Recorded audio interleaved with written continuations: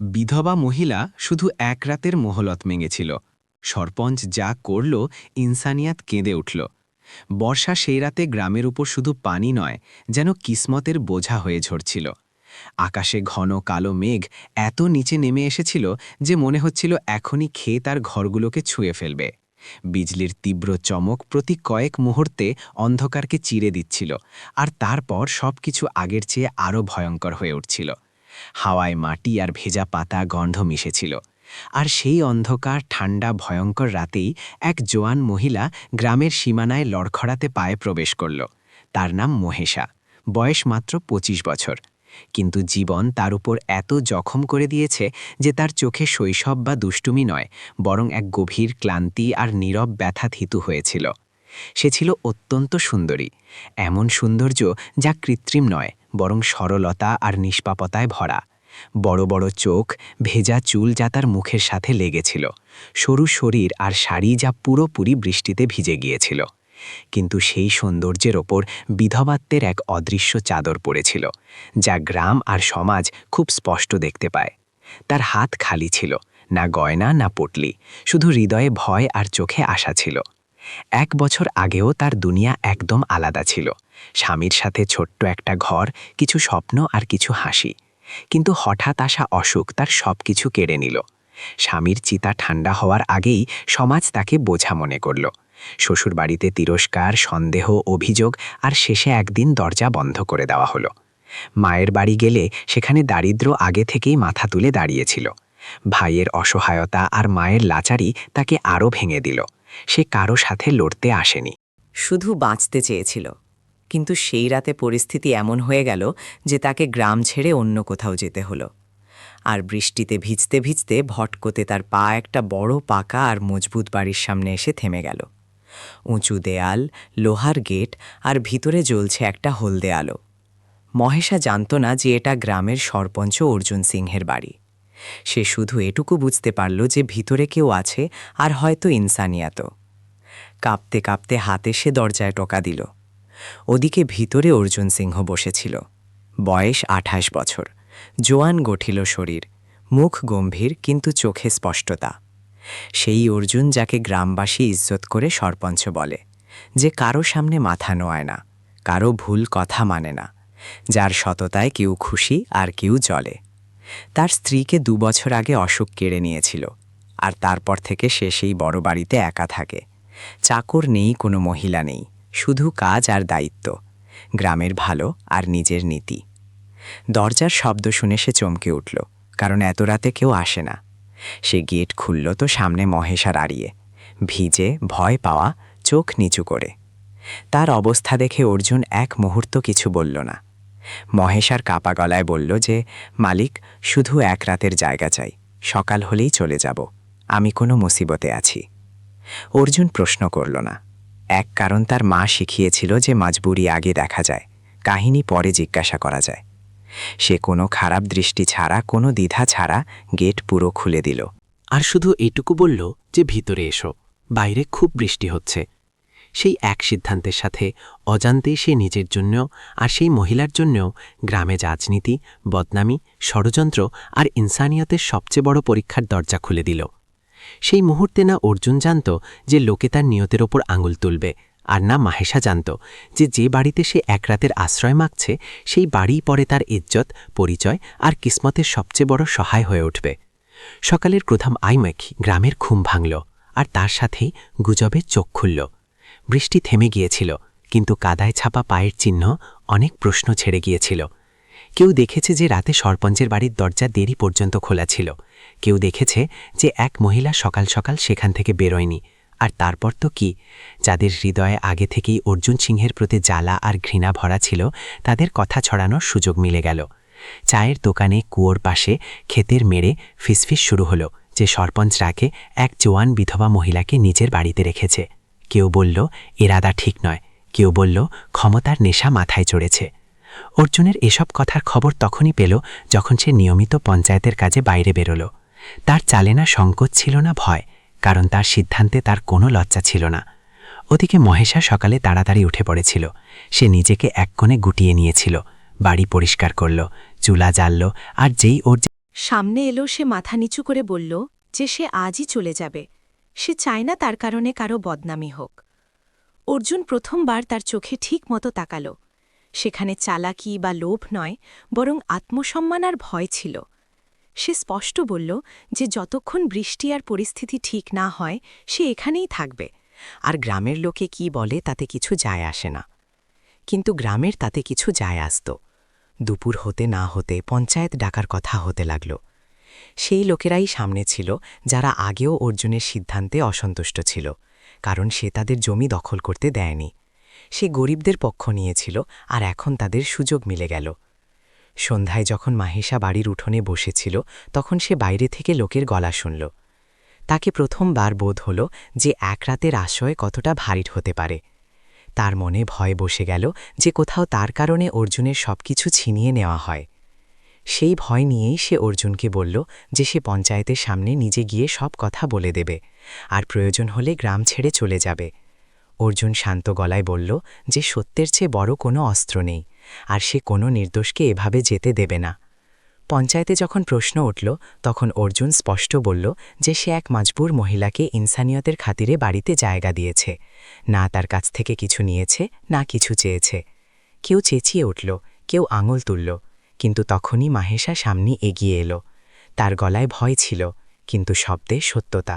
সে বলল যে তাকে মেয়ের মতো রাখা হয়েছে, ইজ্জত দেওয়া হয়েছে, আর যদি এতেও গোনা হয় তাহলে সে নিজেকে দোষী মানে। গ্রাম কয়েক মুহূর্তের জন্য নীরব হয়ে গেল, কিন্তু ষড়যন্ত্রকারীদের হৃদয় বদলাল না। তারা মনে মনে ঠিক করে ফেলল যে এই আগুন এখনও নেভাতে দেওয়া হবে না, আর এই আগুনেই তারা অর্জুনকে জ্বালিয়ে ফেলার চেষ্টা করবে। যেখানে অর্জুন আর মাহেশা দুজনেই বুঝে গিয়েছিল যে এই লড়াই শুধু এক রাতের নয়, বরং ইজ্জত, সত্য আর ইনসানিয়তের, যা এখন খোলাখুলি গ্রামের সামনে আসতে চলেছে। পঞ্চায়েতের সেই প্রথম বৈঠকের পর গ্রামের মুখ দুভাগে বিভক্ত হয়ে গিয়েছিল। একদিকে সেই লোকেরা যারা সরপঞ্চ অর্জুন সিংহের সততা আর স্পষ্ট নিয়ত জানত, আর অন্যদিকে যারা এটা তাদের পুরনো ক্ষোভ বের করার সুযোগ। রাত হতে না হতে গুজব আবার মাথা তুলল। কেউ বলল যে মাহেশা ইচ্ছাকৃতভাবে সরপঞ্চের বাড়িতে থেকেছে, কেউ বলল যে অর্জুন তার ক্ষমতার অপব্যবহার করছে। কিন্তু এই সব হট্টগোলের মাঝে অর্জুন তার সিদ্ধান্তে অটল রইল। সে মাহেশাকে স্পষ্ট বলল যে যতক্ষণ পরিস্থিতি শান্ত না হয় আর সে নিজের পায়ে দাঁড়াতে না পারে, ততক্ষণ সে তার বাড়িতেই থাকবে, কিন্তু মেহমান হয়ে নয়, বরং কাজ করে। কারণ অর্জুন দয়ায় নয়, বরং আত্মসম্মানে বিশ্বাস করত। মাহেশা এ কথা শুনে তার চোখে প্রথমবার স্বস্তি নামল। সে সেই দিন থেকেই বাড়ির দায়িত্ব সামলাতে শুরু করল। সকালে উঠে উঠোন ঝাটকাওয়া, চুলা জ্বালানো, রান্না করা, কাপড় ধোয়া, প্রতিটি কাজ সে পুরো মন দিয়ে করত। ধীরে ধীরে সেই বাড়ি, যা 2 বছর ধরে শূন্য পড়েছিল, তাতে আবার জীবন ফিরে আসতে লাগল। অর্জুনও প্রথমবার বুঝল যে খালি দেওয়ালের মাঝে কারো উপস্থিতি কী মানে রাখে।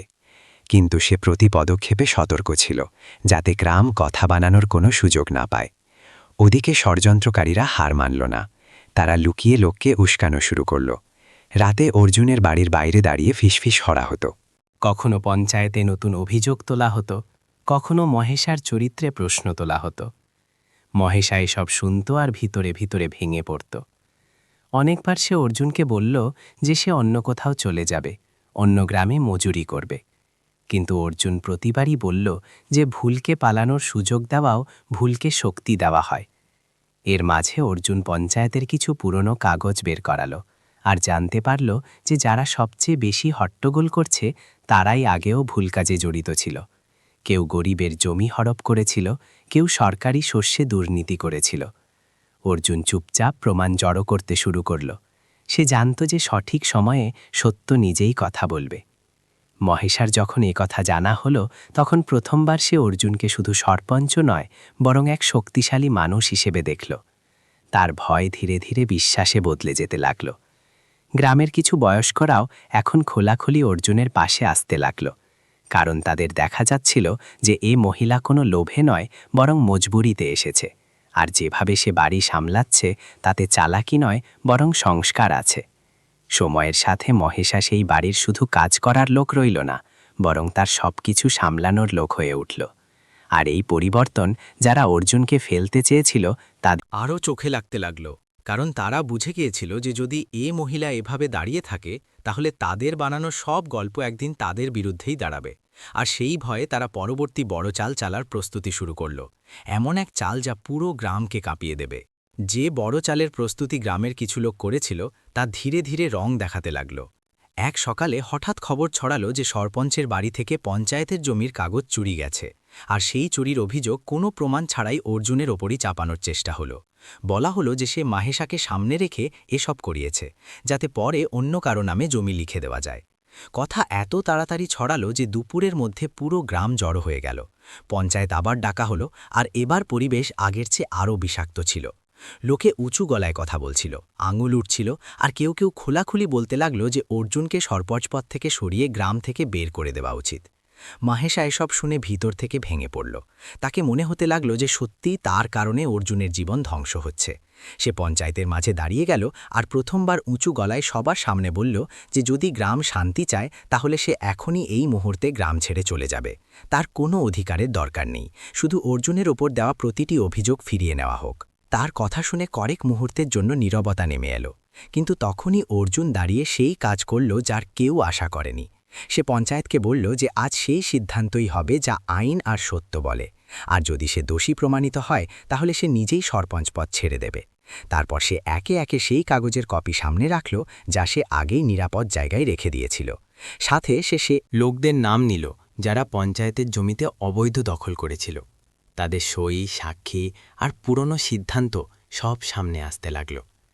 গ্রামবাসী প্রথমবার বুঝল যে হট্টগোল করা লোকেরাই আসল দোষী। যারা অর্জুনের ওপর অভিযোগ করেছিল তাদের মুখ ফ্যাকাশে হতে লাগল। কেউ কথা পাল্টানোর চেষ্টা করল, কিন্তু ততক্ষণে অনেক দেরি হয়ে গিয়েছিল। পঞ্চায়েতের বয়স্করা স্পষ্ট বলল যে ষড়যন্ত্রকারীদের ওপর ব্যবস্থা নেওয়া হবে, আর অর্জুন নির্দোষ। সেই মুহূর্তে মহেশার চোখ থেকে অশ্রু গড়াতে লাগল, কিন্তু এবার সেগুলো ভয়ের নয়, বরং সম্মানের ছিল। গ্রাম প্রথমবার খোলাখুলি দেখল যে অর্জুন তার ক্ষমতা নিজেকে বাঁচাতে নয়, বরং সত্য সামনে আনতে ব্যবহার করেছে। সেই দিন থেকে মহেশার মর্যাদা সেই বাড়িতে বদলাতে লাগল। সে শুধু থাকার লোক রইল না, বরং প্রতিটি সিদ্ধান্তে অর্জুনের সঙ্গী হয়ে উঠল। বাড়ির কাগজ, ক্ষেতের হিসাব, পঞ্চায়েতের ছোট কাজ, সবেতে তার বোঝাপড়া আর সততা দেখা যেতে লাগল। আর গ্রামের মহিলারাও এখন তার কাছে পরামর্শ নিতে আসতে লাগল। সেই লোকেরাই যারা ষড়যন্ত্র করেছিল তারা হয় চুপ হয়ে গেল, নয়তো নিজেদের জালে আটকে পঞ্চায়েতের ব্যবস্থা ভোগ করতে লাগল। কিন্তু এই জয়ের সাথে অর্জুন আর মহেশা দুজনেই বুঝে গিয়েছিল যে এই সম্পর্ক এখন আর শুধু সহায়ের নয়, হৃদয়ের কোনো কোণে আরও কিছু জন্ম নিয়েছে, যার নাম দেয়া এখনও বাকি ছিল। পঞ্চায়েতের ষড়যন্ত্রের পর্দাফাঁসের পর গ্রামের পরিবেশ ধীরে ধীরে বদলাতে লাগল। যারা কাল পর্যন্ত মহেশার নাম ফিসফিস করে নিত তারাই এখন তার সামনে মাথা নিচু করে কথা বলতে লাগল। যে মহিলারা আগে দূরত্ব রেখেছিল তারা এখন তার পাশে বসতে লাগল। আর অর্জুনের বাড়িকে অপমানের দৃষ্টিতে নয় বরং সম্মানের চোখে দেখা হতে লাগল। মহেশা কখনোই পরিবর্তনকে নিজের ওপর চাপিয়ে দিল না। সে আগের মতোই সরলতায় বাড়ি সামলাতে থাকল, কিন্তু এখন সেই বাড়িতে তার হক কেউ ছিনিয়ে নিল না। অর্জুনও আগের চেয়ে আরও শান্ত আর স্থির দেখাতে লাগল। তাকে এখন আর একাকিত্বের বোঝা বইতে হতো না, কারণ মহেশার উপস্থিতি চুপচাপ তার জীবন সামলাচ্ছিল। দুজনের মাঝে কোনো তাড়াহুড়ো ছিল না, না কোনো দেখানো, শুধু ধীরে ধীরে বাড়তে থাকা বিশ্বাস, যা প্রতিদিন আরও মজবুত হচ্ছিল। গ্রামের বয়স্করা নিজে থেকে এগিয়ে এসে অর্জুনের সাথে কথা বলল, আর বলল যে যে মহিলা তার ইজ্জতকে নিজের থেকে উপরে রেখেছে সেই তার বাড়ির আসল আলো। কথা অর্জুনের হৃদয়ে আগে থেকেই ছিল, কিন্তু যখন সে মহেশার কাছে প্রশ্ন করল তখন মহেশা চোখ নিচু করে বলল যে সে কারো সহায় হতে চায়, বোঝা নয়। আর যদি গ্রাম আর তার ইজ্জত নিরাপদ থাকে তাহলে সে প্রতিটি সিদ্ধান্ত মানতে প্রস্তুত। সেই দিনই ঠিক হলো যে দুজনের বিয়ে সরলভাবে হবে, কোনো হট্টগোল ছাড়া, কোনো আড়ম্বর ছাড়া, শুধু গ্রাম আর সততার উপস্থিতিতে। বিয়ের দিন সেই উঠোনি সাজানো হল। যেখানে কোনোদিন মাহেশা ভয় নিয়ে দাঁড়িয়েছিল, আবার বৃষ্টি হলো, কিন্তু এবার সেটা ভয় নয় বরং আশীর্বাদ হয়ে ঝরল। গ্রামের সেই লোকেরাই যারা অর্জুনকে ফেলতে এসেছিল এখন কোণে দাঁড়িয়ে, আর যাদের ষড়যন্ত্র উন্মোচিত হয়েছিল তারা নিজেদের লজ্জালু করছিল। মাহিষা সরপঞ্চের স্ত্রী হল, কিন্তু সে কখনো নিজেকে উঁচু মনে করল না। সে আগের মতোই গ্রামের মহিলাদের সাথে বসত, কাজ করত আর তাদের কণ্ঠস্বর হয়ে উঠত। অর্জুনও প্রমাণ করল যে ক্ষমতার সঠিক ব্যবহার ইনসানিয়াত বাঁচাতে হয়। সেই এক রাতের মহলত যা বদনামির আগুন জ্বালিয়েছিল, সেই মহলতে দুটি ভাঙা মানুষের নতুন শুরু হয়ে গেল। আর গ্রাম শিখল যে চরিত্র হট্টগোল থেকে নয়, কর্ম থেকে চেনা যায়। এভাবে এক অন্ধকার বৃষ্টির রাত থেকে শুরু হওয়া গল্প ইজ্জত, সত্য আর প্রেমের আলোয় শেষ হল, যেখানে মাহিষা শুধু সরপঞ্চের স্ত্রী নয়, বরং গ্রামের আত্মা হয়ে উঠল। আর অর্জুন শুধু সরপঞ্চ নয়, বরং এক মিশাল হয়ে গেল। কিন্তু গল্প এখানেই শেষ হল না, কারণ গ্রামের আসল পরীক্ষা তখনই হয় যখন নিত্যদিনের জীবন শুরু হয়। মাহিষা সরপঞ্চের স্ত্রী হয়েও নিজেকে কোনো উঁচু আসনে বসালো না, বরং সেই সরলতাতেই দিনযাপন সামলালো, যেভাবে আগে বাড়ি সামলেছিল। ফর্ক শুধু এতটুকু যে এখন তার সিদ্ধান্তে আত্মবিশ্বাস ছিল আর গলায় দৃঢ়তা। সে গ্রামের মহিলাদের জন্য ছোট ছোট কাজ শুরু করালো, সেলাই, শস্য সংরক্ষণ আর বিধবা ও অসহায় মহিলাদের জন্য সহায়তা গ্রুপ। অর্জুন কোনো চাপ ছাড়াই তার প্রতিটি প্রস্তাব পঞ্চায়েতে রাখল আর সংখ্যাগরিষ্ঠতায় পাস করালো। যারা কোনোদিন মাহেশার নামে আঙুল তুলেছিল, তারাই এখন তার কাজের উদাহরণ দিতে লাগল। সময়ের সাথে গ্রামে স্বচ্ছতা বাড়ল, জমির পুরনো বিরোধ মিটল, সরকারি যোজনা সঠিক লোকের কাছে পৌঁছালো। আর এসব সম্ভব হলো কারণ অর্জুন ক্ষমতাকে শক্তি নয়, বরং দায়িত্ব মনে করল। আর মহেশার সম্পর্ককে অধিকার নয়, বরং সেবা বুঝল। যে ষড়যন্ত্রকারীদের সত্য আগে সামনে এসেছিল, তাদের আইন আর পঞ্চায়েত দুটোরই শাস্তি মিলল। কেউ গ্রাম ছেড়ে চলে গেল, আর কেউ ক্ষমা চেয়ে নতুন জীবন শুরু করল। বছরের পর বছর যখন সেই বর্ষার রাতের কথা হতো, তখন লোকে বলতো যে যদি সেই রাতে দরজা বন্ধ থাকত, তাহলে হয়তো গ্রাম আজও অন্ধকারে থাকত। মহিষা প্রায়ই উঠোনে দাঁড়িয়ে বৃষ্টি দেখত আর মুচকি হাসত, কারণ তার মনে থাকত যে মহলত মাগা দুর্বলতা নয়, আর মহলত দেওয়া সবচেয়ে বড় ইনসানিয়াত। অর্জুনের সাথে তার সম্পর্ক প্রেমের আগে বিশ্বাসের ভিত্তিতে দাঁড়িয়েছিল, আর সেই কারণেই মজবুত ছিল।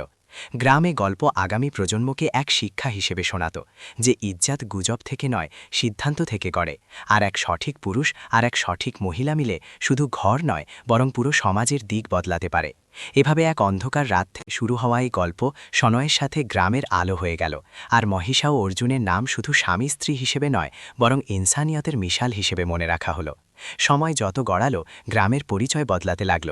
আর সেই পরিবর্তনের শিকড়ে কোনো বড় স্লোগান বা হট্টগোল নয়, বরং ছোট ছোট সিদ্ধান্ত ছিল। মহিষা কখনো দেখালো না যে সে সরপঞ্চের স্ত্রী, বরং নিজেকে গ্রামের মেয়ে আর বউ দুটোই মনে করল। সকালে সবার আগে উঠে সে সেই ঘরগুলোতে যেত যেখানে কোনোদিন সাহায্য পৌঁছায়নি, বুড়োদের খোঁজ নিত, বাচ্চাদের পড়াশোনার ব্যবস্থা দেখত।